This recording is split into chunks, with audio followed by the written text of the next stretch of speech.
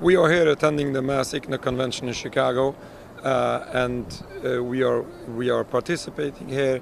We have a booth here, and our mission is to explain to so many people, the Muslim people here, and to the world at large, that not all Jews support the state of Israel. There's a great difference between Judaism and Zionism. Judaism is a religion.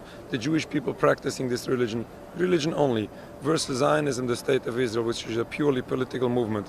We are handing out this new pamphlet, which is talking about the recent President Trump's recognition of Jerusalem as the capital of the state of Israel.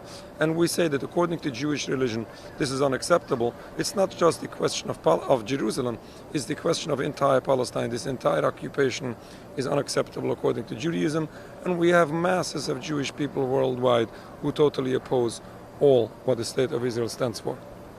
All the state of Israel stands for is in total contradiction, in total violation of Jewish teachings, killing and stealing, occupying another's land, oppressing an entire people. All of this is totally forbidden according to Judaism. This is a true violation of Jewish teachings. And in addition, this concept of building a sovereign homeland for Jews happens to be in total contrast to Jewish belief. According to Judaism, we are in exile. Jewish people are forbidden to end exile by any physical means. All Jewish leaders from the very beginning of Zionism totally opposed this concept. This was invented not by religious scholars. The philosophy of Zionism, of building a sovereign homeland for Jews, was invented by Theodor Herzl and his friends, people who didn't follow